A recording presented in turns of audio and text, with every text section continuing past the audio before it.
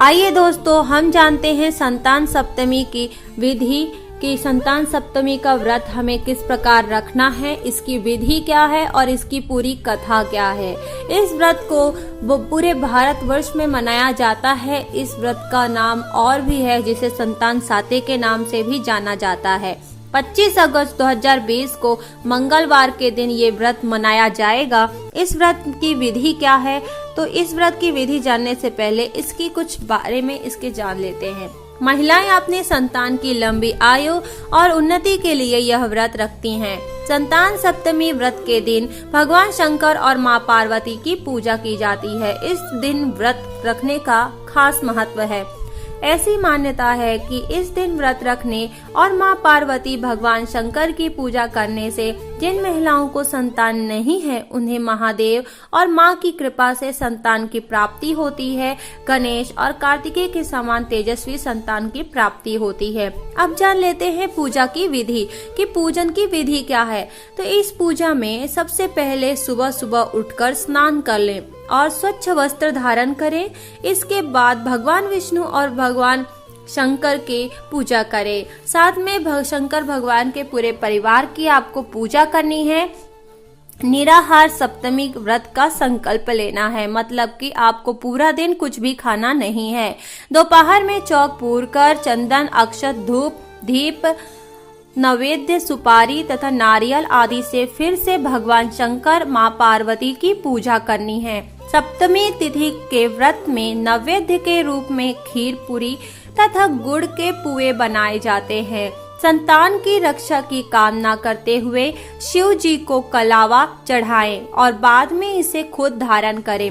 इसके बाद व्रत कथा सुने। व्रत कथा कुछ इस प्रकार है। अयोध्यापुरी में नगर का प्रतापी राजा था जिसका नाम नहुष था। उसकी पत्नी का नाम चंद्रमुखी था। उसी राज्य में विष्णु दत्त नाम का एक ब्राह्मण भी रहता था और उसकी पत्नी का नाम रूपवती था। रानी चंद्रमुखी और रूपवती सखियां थी। दोनों साथ में ही सारा काम करती थी। स्नान से लेकर पूजन तक दोनों एक ही साथ करती ही रहती थी। एक दिन सरयू नदी में दोनों स्नान कर रही थी और वहीं कई स्त्रियां स्नान कर रही थी।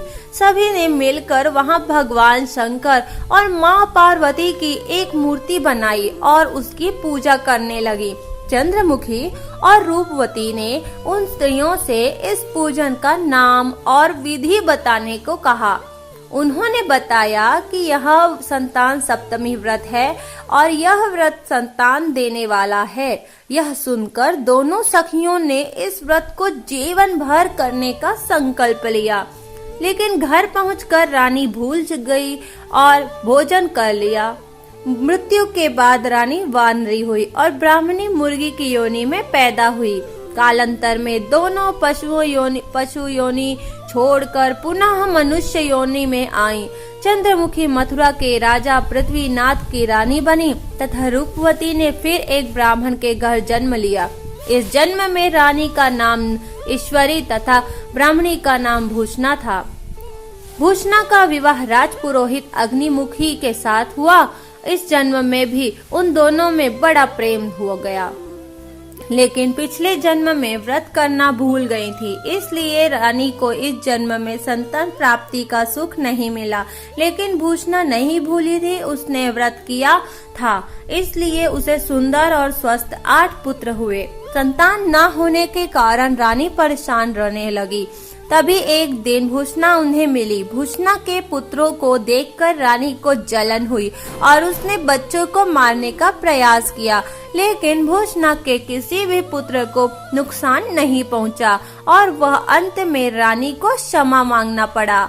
भूषणा ने रानी को पिछले जन्म की बात याद दिलाई और कहा कि उसी के प्रभाव से आपको संतान प्राप्ति नहीं हुई है और मेरे पुत्रों को चाहकर भी आप नुकसान नहीं पहुंचा पाई। यह सुनकर रानी ने विधि पूर्वक संतान सुख देने वाला यह मुक्ताभरण व्रत रखा, व्रत का पालन किया, जिसके बाद रानी के गर्भ से भी संतान का जन्म हुआ। तो इस तरीके की ये संतान साते की व्रत कथा है। जो भी माँ अपने पुत्र की लंबी आयु और अपने पुत्र को तेजस्वी पाना चाहती है, तेजस्वी देखना चाहती है, हर वो माँ इस संतान सप्तमी का व्रत रखती है। या इस व्रत में पुए बनाए जाते हैं और घर घर में आप देख सकते हैं पूरे भारतवर्ष में इस व्रत की महिमा आपको मिल जाएगी। इस व्रत के बारे में तो हमने जान लिया। अगस्त महीने के लेकर पूरे साल के जितने भी व्रत हैं, जितनी भी कथाएं हैं, सब हम आपको बताते रहेंगे। हमारे चैनल को सब्सक्राइब जरूर कर लें। विधि विधान से आपको हर एक चीज आपको हमारे चैनल पे मिलती रहेगी। मिलते हैं नेक्स्ट वीडियो में।